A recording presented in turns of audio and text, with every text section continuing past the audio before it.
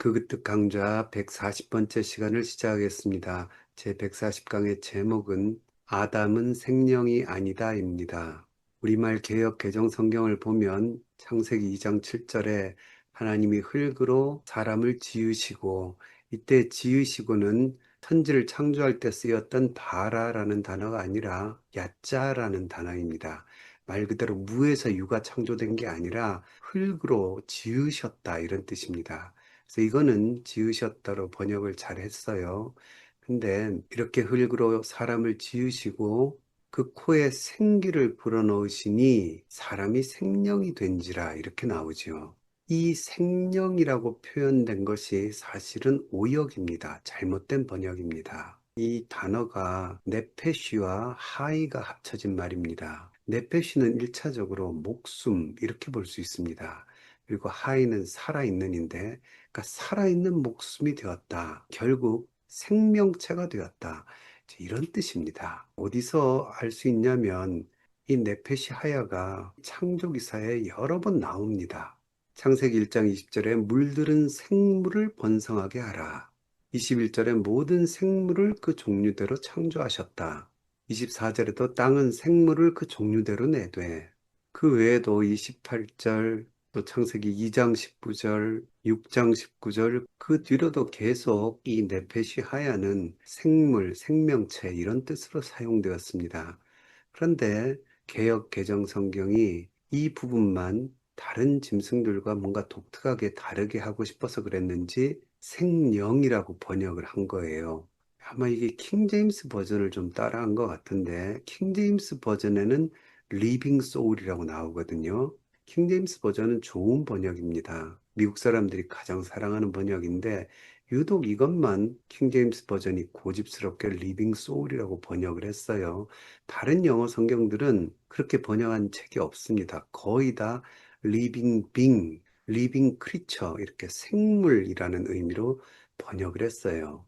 근데 킹제임스 버전과 또 우리 개역 개정이 생령이라는 의미를 넣어서 오해와 억측이 등장하게 된 것이죠. 그러다 보니까 이게 어디까지 영향을 미쳤냐면, 고린도전서 15장 45절에도 보면 기록된 바 첫사람 아담은 생령이 되었다, 이런 말이 나와요. 이 생령은 푸시케와 좌우가 합쳐진 겁니다. 이 푸시케는 구약의 네페시하고 이제 서로 통용할 수 있는 단어인데요. 그러니까 목숨이라고 할 수 있죠. 생명, 목숨. 그리고 좌우는 살아있는, 분사형으로 그렇게 쓰였죠. 그러니까 살아있는 목숨, 생물이 되었다는 겁니다. 결론적으로는. 이 푸시키와 자오의 연합이 어디에 또 나오냐면요, 계시록 16장 3절에 이게 나와요. 바닷 가운데 모든 생물이 죽더라. 여기서는 생물로 번역을 했어요. 그런데 고린도전서에서는 굳이 첫사람 아담이 생명이 되었다고, 또 그 창세기의 번역의 전통을 그대로 가져와서 생명이라고 번역을 했습니다. 이런 고집이 왜 나왔는지는 잘 모르겠지만, 그러다 보니까 구약도 신약도 아담이 생명이 되었다는 오해가 우리 한국교회에 이렇게 퍼지게 된 겁니다. 하지만 궁극적으로 이건 잘못된 번역이고요. 사람은 생령이 된 게 아니라 성경이 말하려는 바는 생물체가 되었다, 살아있는 존재가 되었다, 이제 그거를 창세기 2장 7절이 말한 겁니다. 그러면 인간이 짐승하고 똑같은 상태가 되었다는 것을 그렇게 창세기 2장 7절에서 비장하게 표현한 것이냐? 그건 아니고요. 진짜 중요한 것은 그 코에 생기를 불어넣으셨다 할 때에 생기에 중점이 있습니다. 네시아마흐라고 하는 이 생기가 인간을 특별하고 독특한 하나님의 피조물로 만들어주는 겁니다. 이 네시아마흐는 구약에 24번 나오는데요. 아까 네페시는 짐승하고도 같이 쓰잖아요. 근데 이 네시아마흐는 거의 모두 인간에게만 적용이 됩니다. 그리고 그 기원이 본래 하나님께 속한 겁니다. 그래서 하나님의 네시아마흐도 많이 등장합니다.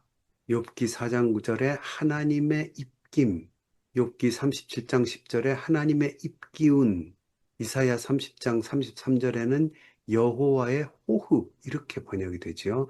이게 다 하나님의 네시아마흐를 얘기하는 겁니다.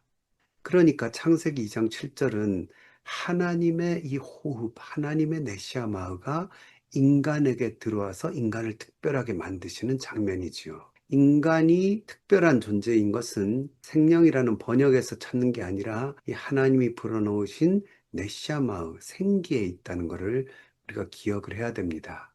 그런데 이 네시아마흐는요, 하나님의 네시아마흐는 하나님의 영 할 때 루아흐라는 단어가 있잖아요. 네시아마흐가 루아흐와 아주 긴밀한 관계가 있습니다. 이 루아흐도 본래 하나님께 속한 건데요. 하나님의 영, 루아흐가 나를 지으셨고 전능자의 기운, 이건 네시아마흐거든요. 전능자의 기운이 나를 살리시느니라. 욥기 33장 4절에 이런 말씀이 나오죠. 인간을 짓고 살리신 것이 하나님의 루아우와 네시아마흐다. 이렇게 지금 성경이 말하고 있어요. 그래서 욥기 27장 3절에 보면 나의 호흡이 네시아마흐입니다. 나의 네시아마흐가 아직 내 속에 완전히 있고 하나님의 숨결이 이건 루아우예요. 하나님의 영이 아직도 내 코에 있느니라. 이런 고백이 나옵니다. 이 네시아마는요, 하나님과 사람이 서로 통하는 어떤 통로의 역할을 해요. 그래서 잠언 20장 27절에 보면 사람의 영혼은, 이게 원문으로는 아담의 네시아마는 이렇게도 말할 수 있어요. 여호와의 등불이라 사람의 깊은 속을 살피느니라. 그러니까 이 인간에게 부어주신 하나님의 네시아마흐가 이제는 사람 속에 들어온 네시아마흐죠. 이게 하나님의 일종의 서치라이트라는 거예요. 그래서 이걸로 하나님이 사람의 깊은 곳을 들여다보고 계신다. 이렇게 이야기합니다. 그러니까 여기서 하나님이 불어넣어 주신 네시아마흐가 하나님과 인간을 통하게 만드는 어떤 역할을 한다는 걸 알 수 있죠. 이런 표현들이 욥기 32장 8절에도 나오는데 사람의 속에는 영, 루아입니다. 영이 있고 전능자의 숨결, 네시아마흐예요. 전능자의 네시아마흐가 사람에게 깨달음을 주느니라. 이런 말씀이 나옵니다. 여기서도 하나님의 네시아마흐와 루아흐가 직결되면서 이 네시아마흐가 인간과 하나님을 뭔가 통하게 만드는 역할을 하고 있죠. 이걸 보면요, 인간이 타락했잖아요. 범죄로 타락했지만 완전히 짐승 같은 존재, 이런 수준이 아닌 걸 볼 수 있습니다. 이건 전도서 3장 21절에서 확인할 수 있는데요. 인생들의 혼, 이땐 루아입니다. 인생들의 혼은 위로 올라가고 짐승의 혼, 이 짐승의 루아흐예요. 이 짐승의 루아흐는 아래, 곧 땅으로 내려가는 줄을 누가 알랴. 이런 구절이 나오죠. 근데 이 인생들이라고 번역된 말이 베네이 아담입니다. 그러니까 아담의 자손들 이런 뜻이에요. 그러니까 아담이 타락했잖아요. 하지만 아담의 자손들은 여전히 그 영이 위로 올라갈 존재로 영이 땅으로 내려가는 짐승과는 구별되어 있다는 걸 알 수 있습니다. 하지만 그렇다고 이 네시아마가 인간에게 아직 여전히 작동한다고 해서 타락한 후에도 인간이 완전하게 하나님과 소통을 할 수 있느냐? 그건 아니지요. 어딘가 분명히 범죄를 통해서 망가진 건 분명합니다. 이 욥기에 다시 보면요. 내가 보건대 악을 밭갈고 독을 뿌리는 자는 그대로 거두나니 하나님의 입 기운에 멸망하고 그의 콧김에 사라지느니라. 욥기 4장 8절에서 9절 말씀이죠. 여기 나오는 하나님의 콧김이 하나님의 네시아마입니다. 물론 이 말은 욥의 말이 아니라 친구인 엘리바스의 말이에요. 하지만 그렇다고 친구들의 말이 다 잘못된 건 아닙니다. 친구들은 일반적인 생각을 가지고 그 상식을 벗어나서 고난받고 있는 욥을 갖다가 비판했던 겁니다. 그게 잘못된 거죠. 그렇기 때문에 이 속에는 우리가 잘 아는 하나님의 악인을 징벌하는 심판의 모습이 나오잖아요. 그래서 이걸 받아들이면요. 하나님의 입기운, 하나님의 콧김 둘 다 네시아마예요. 이것이 악인을 이제 멸망하는 쪽으로 하나님의 네시아마가 사실은 아담에게 축복이었고 아담을 특별하게 만들고 하나님과 관계를 맺는 특별한 피조물이 되게 한 하나님의 선물이고 이걸 통해서 인간은 하나님과 소통을 할 수 있었는데 이제 하나님의 네시아마가 사람의 깊은 곳을 보신다 했잖아요. 그래서 죄를 찾아내고 이를 통해서 인간을, 그리고 인간의 그 죄악됨을 멸망시키시는 쪽으로 작동하신다는 것을 이욥기가 지금 보여주고 있습니다. 이거는 신약에 와서 로마서에서도 우리가 잘 찾아볼 수 있죠. 로마서 1장 19절에 이는 하나님을 알만한 것이 그들 속에 보임이라. 이게 어떤 네시아마가 인간에게 아직 작동한다는 뜻이 되겠죠. 그래서 하나님을 감지를 해요. 그래서 하나님께서 이를 그들에게 보이셨느니라 이렇게 이어지죠. 하지만 그 뒤에 어떻게 나옵니까? 하나님을 알긴 아는데 하나님을 알되 하나님을 영화롭게도 아니하며 감사하지도 아니하고 오히려 그 생각이 허망해지며 미련한 마음이 어두워졌다 이렇게 돼요. 여기서 우리는 인간 속에 주어졌던 네시아마가 망가졌다는 걸 알 수 있습니다. 이걸 통해서 하나님을 기쁘시게 해드려야 되는데 오히려 하나님을 어설프게 아는 수준으로 추락해버려서 참 하나님을 찾기보다는 이제 우상에게 매달리는 그런 존재가 되었다고 로마서가 말하고 있습니다. 그래서 3장으로 가면 로마서 3장에 의인은 없나니 하나도 없으며 깨닫는 자도 없고 하나님을 찾는 자도 없고 참되신 하나님을 깨닫고 찾는 자가 없다는 말이죠. 그리고 그들의 눈앞에 하나님을 두려움이 없느니라. 그래서 결국 인간은 뭔가 영적인 세계를 감지하려고 하고 하나님의 세상을 아는 것처럼 보이지만 결국 그걸 금송아지 같은 우상으로. 여러분, 우상이 뭡니까? 나를 이끌고 꿈틀거리게 만드는 모든 것이 다 우상이 될 수 있죠.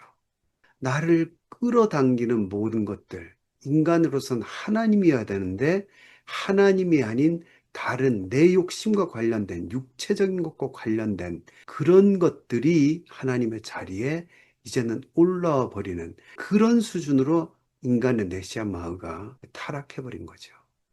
그러니 결국 어떻게 됩니까? 모두 다 하나님께 심판받아 멸망당할 운명이 되어버렸다. 이것이 인간 실존의 본질이 되고 말았다. 성경은 우리에게 그렇게 가르쳐 주고 있죠. 그래서 아까 봤던 고린도전서 15장 45절을 보면요. 기록된 바 첫사람 아담은 생령이 되었다. 이 생령이 아니라 그랬죠. 첫사람 아담은 생명체가 되었다는 말입니다. 마지막 아담은 살려주는 영이 되었다. 이렇게 나옵니다.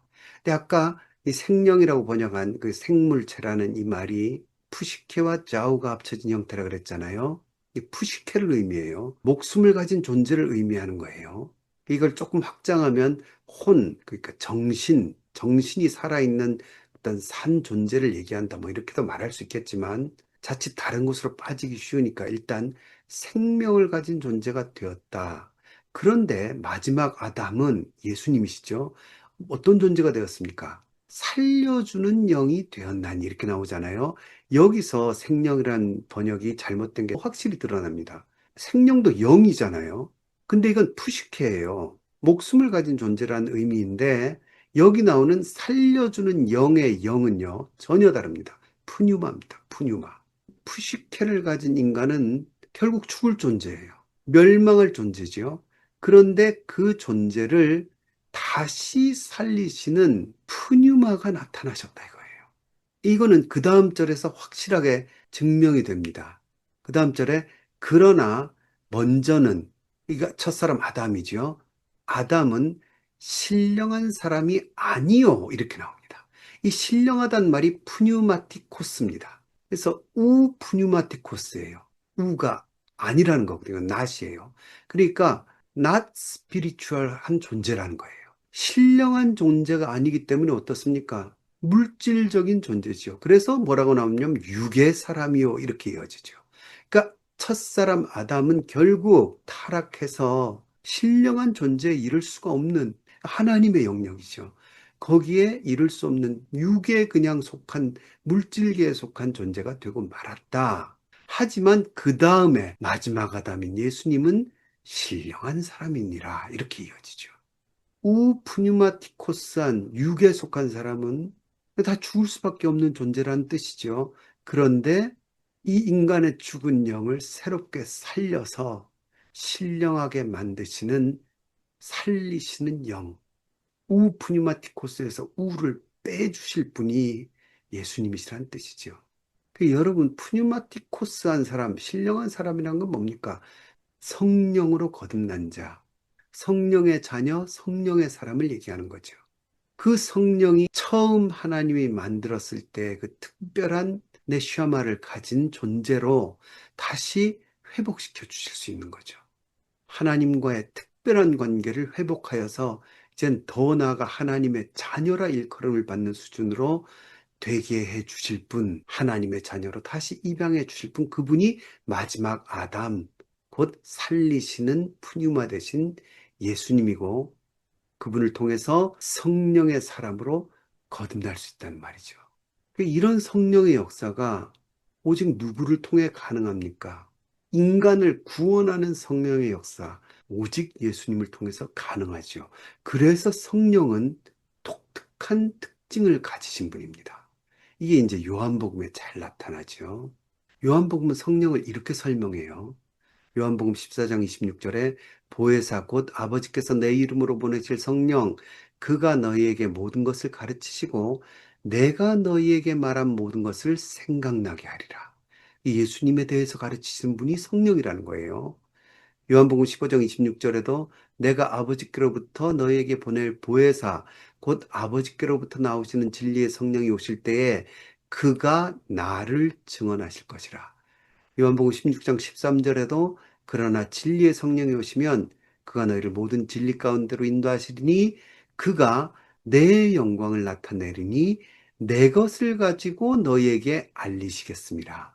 그러니까 성령은 철저하게 예수님의 가르침을 우리에게 일깨우시고 다시 생각나게 하시고 그 속에 살아가게 만드시는 분이에요. 근데 이때 성령이 깨우쳐 주시는 그 예수님의 생애와 가르침의 핵심이 뭡니까? 이거는 요한복음 7장 39절에 보면 알 수 있는데요. 예수님이 누구든지 목마르거든 내게로 와서 마시라 하셨을 때에 그 생수의 강, 그걸 뭐라고 표현합니까? 그를 믿는 자들이 받을 성령을 가리켜 말씀하신 것이다. 이렇게 나오죠. 그 예수님을 통해서 그 생수와 같은 성령이 그들에게 주어질 거라는 거예요. 그런데 그 뒤에 뭐라고 이어지냐면 예수께서 아직 영광을 받지 않으셨으므로 성령이 아직 그들에게 계시지 아니하시더라. 이렇게 나오죠. 그 예수님이 영광을 받은 후에 성령이 오셔서 예수님에 대한 모든 것, 그 완전한 지식을 우리에게 깨우쳐 주시겠다는 거잖아요. 그럼 이때 예수님이 아직 영광을 받지 않으셨다는 건 뭡니까? 아직 십자가를 지고 부활하지 않으셨다는 거죠.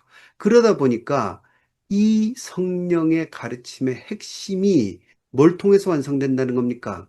예수님 십자가 부활로 완성되는 거예요. 그러니까 성령이 앞으로 가르치실 가장 중요한 예수님에 대한 것이 뭐냐?